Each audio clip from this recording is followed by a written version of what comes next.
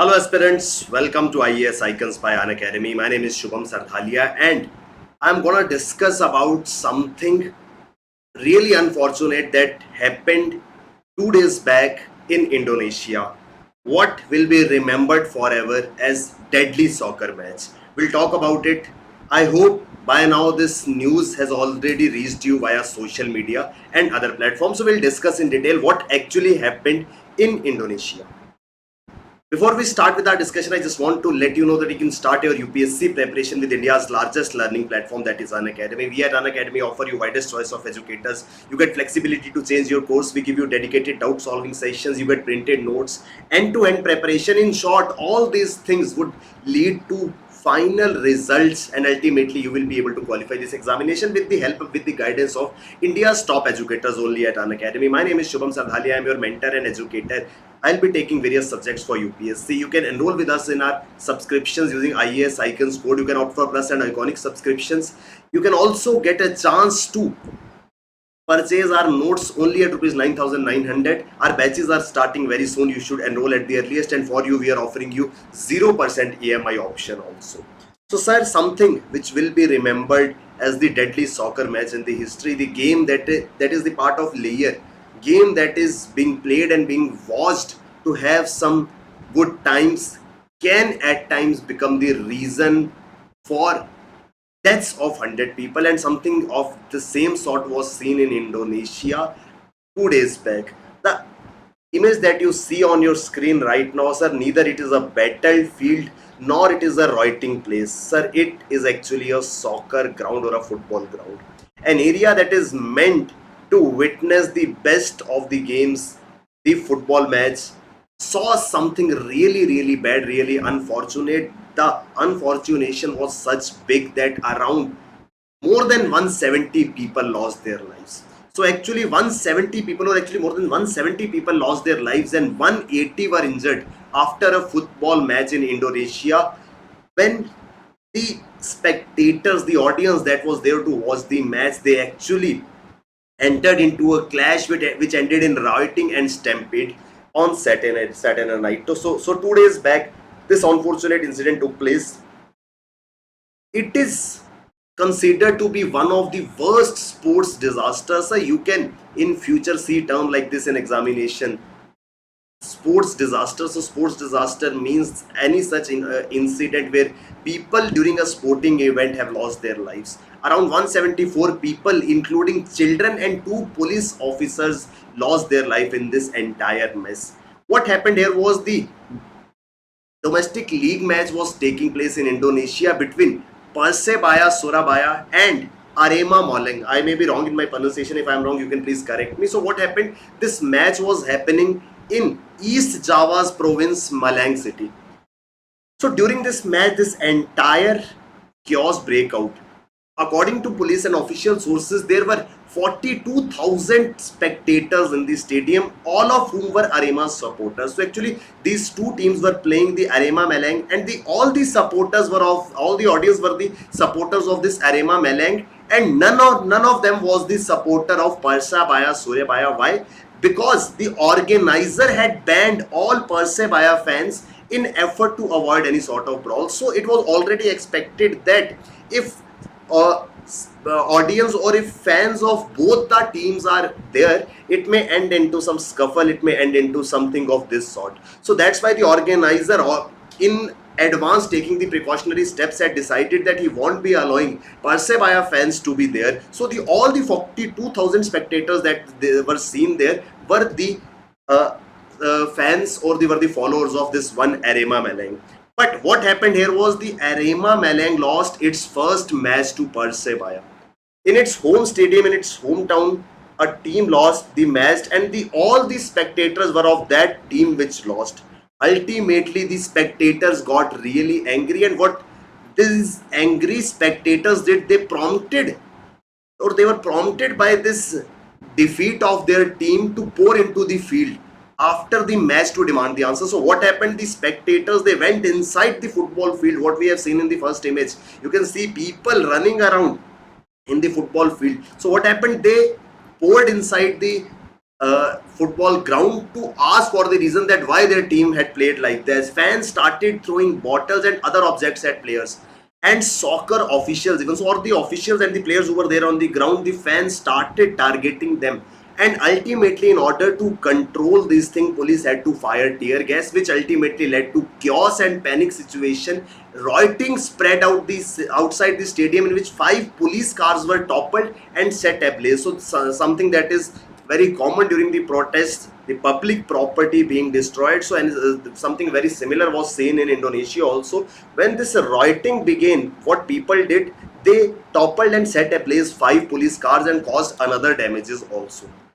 Now, responding to this rioting situation, police had to fire tear gas, which actually is banned at soccer stadiums by the FIFA. So this football association has banned any sort of use of such force, maybe the tear gas or something of this sort, by the officials to control the audience. This has been banned, but the officials said they were not left with any option, because ultimately the audience there could cause a huge harm to the players and the officials. The moment the tear gas shells were fired, it sparked panic. People started running here and there. Certain people started attacking the officials.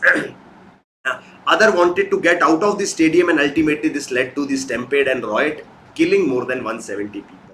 Data from Indonesian football watchdog organization Save Our Soccer. So one such organization, the watchdog organization for football Save Our Soccer, said that at least 86 Indonesian soccer supporters died since 1995 relating to supporting their club during the match. So these matches are organized between the clubs and the spectators who were supporting their particular club. Since 1995, more than 86 Indonesian soccer players have died, because it is one of the most famous games in countries like Indonesia. But now this event has increased this number to many fold. So more than 170 deaths have been reported. Most of these people died because of the fights between the fans. So normally it was seen that the fans of the opponent teams and entered into a fight with each other, and for this very reason only the organizer of this particular event of Saturday had demanded that only supporters of one team will be allowed. The riots and stampede of Saturday will be added to this long list of events where fans, how you can imagine how strong their support is for their clubs and teams, that they are even ready to give up their lives, and that is what we have been seeing. Now, why does soccer beget violence? Why a game like soccer that is so much famous involves violence in it? So it is one of the most popular sport in Indonesia, and the domestic league is widely followed. So just like we watch matches in India, if we talk about the most famous game that we are all are supporting is cricket, and particularly when it is India versus Pakistan match. So just like that, or even more than that, the support is being followed by the domestic leagues of football in Indonesia, and a similar match was happening here. Fans are strongly attached to their clubs, and such fanaticism often ends in violence and hooliganism. So when you are too much into support of somebody, and if you find something wrong happening either by by the individual you are supporting or somebody opponent, this ultimately leads to violence. The riots between the supporters usually happen outside the stadium. Normally, such situation occurred outside the stadium. This was for the very first time in Indonesia that the violence was taking place inside the stadium. So, Indian Football Association has been beset with trouble on the international stage. So, such type of events have often like seen international outage because of the situation like this. Brawls break out between the supporters of arch rivals Indonesia and Malaysia in 2019 during the qualifying matches of FIFA World Cup in 2019. So any such thing, a similar thing was seen in 2019 also. The next question here is what the government has been doing. Like if certain events, certain things are happening, so government has to do something related to it. So sir, Indonesian President Joko Widodo has expressed his deepest regret and ordered a thorough investigation into the case. So government headed by the president has already ordered the investigation. The president also ordered the Premier Soccer League to be suspended until a revaluation on match safety is carried out and tighter security is put in place. So the president has also given the orders that till the time the need is felt to reevaluate the safety standards that have been followed, because we cannot leave this safety just like that where people end up losing their lives. So Indonesian Soccer Association has also banned Arema from hosting soccer matches for the remainder of the session. Since the supporters were from Arema Malang, so, the Soccer Association has banned Arema from hosting any other matches. The government has ordered the inquiry and re-evaluation of the security setup is being ordered.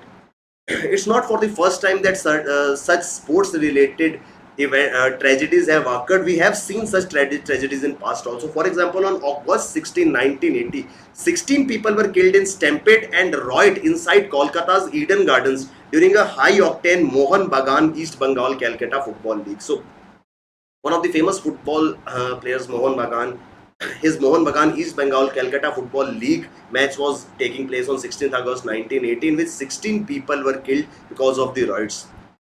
In what is among the worst stadium tragedies, 320 people were killed during a stampede at Peru Argentina Olympic qualifier in Lima in 1964. So in 1964, during an Olympic event, 320 people lost their lives because of stampede. Similarly, in Nepal, in March 1988, 90 people were killed at Kathmandu's National Football Stadium as fans rushed towards the lock gates in hailstorm. So suddenly, during the match, hailstorm occurred. So everybody wanted to get themselves safe from the hailstorm. So they ran towards the gates which were closed. And during that run, many people, they became the victim of stampede and ultimately lost their lives.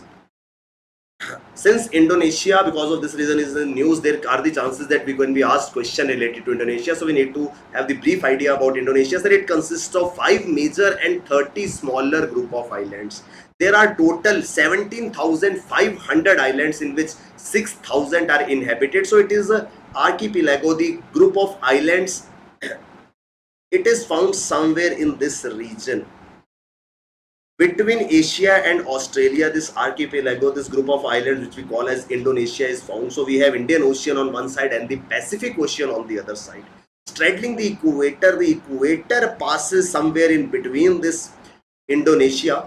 Standing the equator, this archipelago is on crossword between two oceans, the Pacific Ocean and the Indian Ocean, and bridges two continents, Asia and Australia. So this type of geographical question can be asked, that which is the island nation that falls between Indian Ocean and Pacific Ocean and acts as a bridge between Asia and Australia. So we can just visualize the world map, that something that lies between Asia and Australia and is sandwiched between Indian Ocean and Pacific Ocean is this island archipelago nation, what we know by the name Indonesia. I hope we are clear with this article, what actually happened in Indonesia, why so many people lost their lives. Before we end the class, I just want to let you know that since you are preparing for UPSC and mains examination become really important, if you want to qualify this mains examination with a good rank, with good marks, you need to score high in your optional subjects. So we are offering you optional test series for anthropology, pub, geography, mathematics. We are also giving you doubt browse feature on our Unacademy app. Simply have to go to Unacademy app,